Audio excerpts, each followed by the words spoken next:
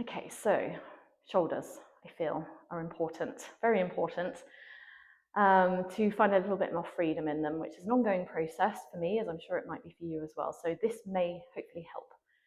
I'm going to sit in Sukhasana, whichever way is comfortable for you. Just to start, just close the eyes and just come into the body. And just find your breath. Because really, in freeing the shoulders, it's my experience, my yoga teacher was right, that we start to find more of the lungs. So just notice your hands. Your hands are separate to your arms, just note that. And there's your wrist, deep between the lower arms and the hands. And the elbows, right at the end of your lower arms. Almost imagine, or do imagine, not almost imagine, imagine that they've got helium balloons on them, so they're not dropping down, and therefore the upper arm bones are not dragged down from the shoulders. And it's probably a very subtle movement, but imagine you've got magnets at the back of your shoulders, and your upper arm bones have got magnets on them, and they're being magnetized to the back of the shoulders, so it's really subtle. There's this sense of gathering the arm bones deeper into the shoulders. And then what tends to happen is we might start flaring the ribs and the breastbone. So just relax at the back of the breastbone, almost like you're unsticking the lungs, and from the collarbones. And then just relax at the base of your floating ribs all the way around, or around the back then towards the front.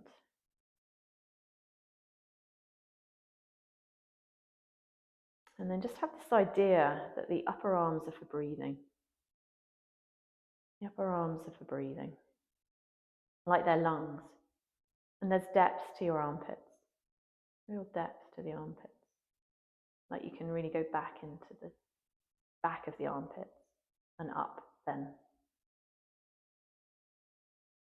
So maybe nothing much has changed, and yet maybe quite a lot has changed internally at least, even if it doesn't look it externally. There's a sense of gathering, a sense of roundness to your shoulder girdle. And the breath, awareness of the lungs.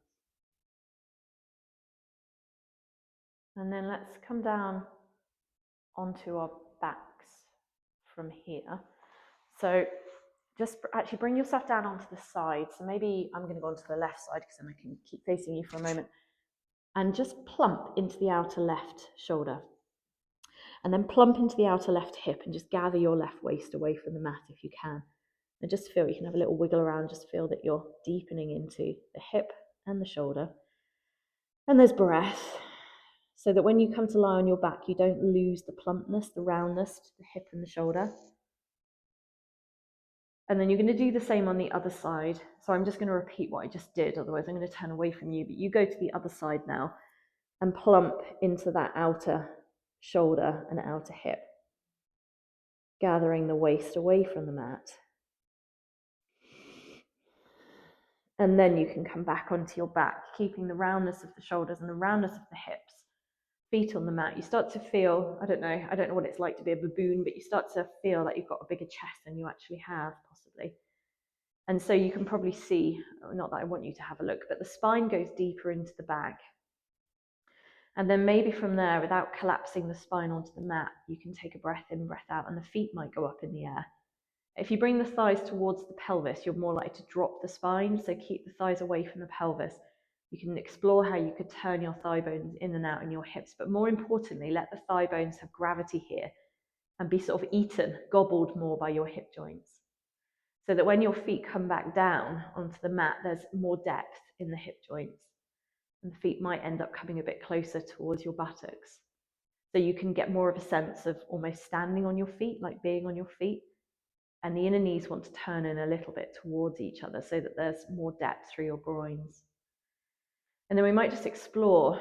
So maybe the left hand goes up, you take a breath in, breath out, keep breathing. The left hand goes above the left shoulder. And you give the weight of the left arm bone to the left shoulder and almost plump into the back of the left shoulder. And then maybe you keep feeding the left arm bone into the left shoulder joint from the hand. So be right in your hand. The left arm bone keeps going deeper into the left shoulder joint, and maybe the left arm can then rest on the mat, and it will be different for each of you. So don't worry if that doesn't work. You might be here. You might be here as you choose. And then the right hand goes up. So you take a breath in, breath out, awareness of the breath. And you keep feeding the right arm bone deeper into the right shoulder joint, as if you're going to take the right shoulder joint down towards the pelvis. And then you rest that arm wherever is comfortable. And just notice how that feels initially. Rest the lower ribs. And then let's see if we were to find Seti Bandhasana here with the inner knees turning a little bit in towards one another.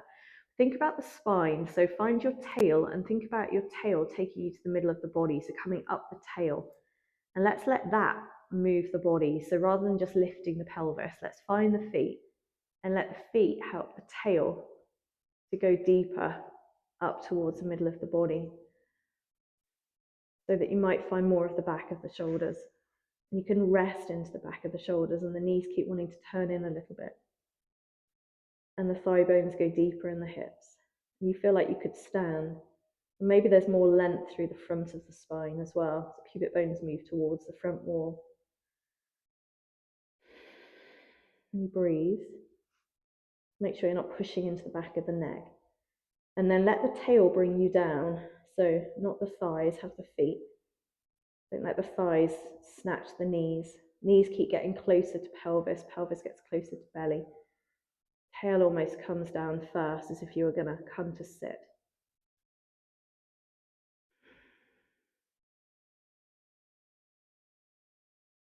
And notice how that feels. And then maybe you can keep the depth, the roundness of your shoulders, as you then see if your hands might go into wheel position here, keeping the roundness of the shoulders. So it's almost like the arm bones want to wrap themselves down towards your pelvis. And the hands just rest here, arm bones deep, in away from the chest. Remember, the upper arms are for breathing. Find depth in your armpits. And then have a go at bridge here, just resting into your shoulders, hands, tail taking you up. So feet almost want to go down to bring the tail up, deeper into the middle of the body, resting into your shoulders. Breath.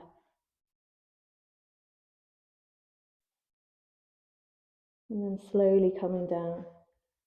Tail wants to find the mat before the rest of the spine. Feet help you.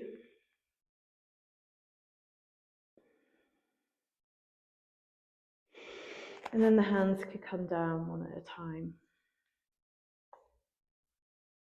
And maybe the hands can find more of the mat and the upper arms can have more softness, more breath. And then again, tail takes you to the middle of the body. Hands and feet bring you into bridge. Take your time. Breathing in, breathing out. Feet go down. Inner thighs want to find more depth. Tail wants to keep bringing you to the middle of the body. Shoulders keep finding the mat. Hands, upper arms for breath, if that's possible. And then slowly, again, coming down again. Feet, shoulders, hands, tail. Lower ribs resting, belly soft. Okay, and then I'm hoping, I'm just wondering, I'm going to roll towards the right, just because I'm not sure whether I'll come out of camera otherwise. So whichever way you're rolling, if you're rolling towards the right, then your right leg is going to go along the mat. And all we're going to do is keep this sense of thigh bones deep in the hips, the arm bones deep in the shoulders, and we're going to roll over straight into Bhujangasana, Cobra. So try not to roll over onto your belly and then just push up. So have a look if you need to. Not that I'm perfect at this necessarily, but just starting to roll over. The left hand is going to find the mat first before the right hand, and the feet and the knees, and then you're already in Cobra. And the arm bones take you to the shoulders. The knees keep taking you to the hips. And the spine goes deeper. The feet are attentive. And then you can take a breath in, breath out, and bring yourself all the way down, rolling onto your back again.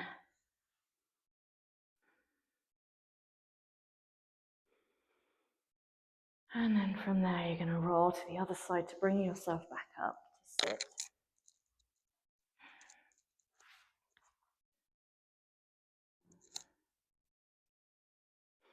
And then before we finish, just bring your hands away from your legs.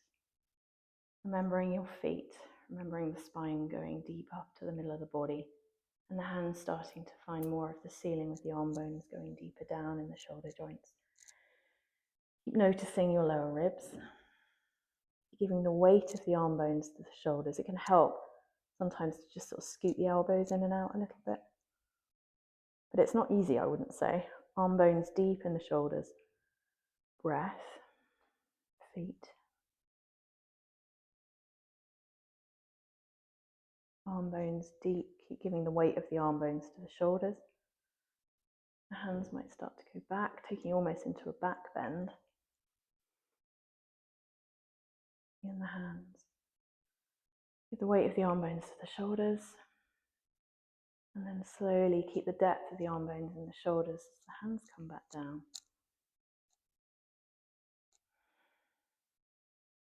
And then just notice how that feels. And you might find if you were to practice some standing poses now or come into Uttanasana that you can keep the freedom through the upper spine. And that you've got more breath in the body. I'm going to leave you here with your breath. Namaste.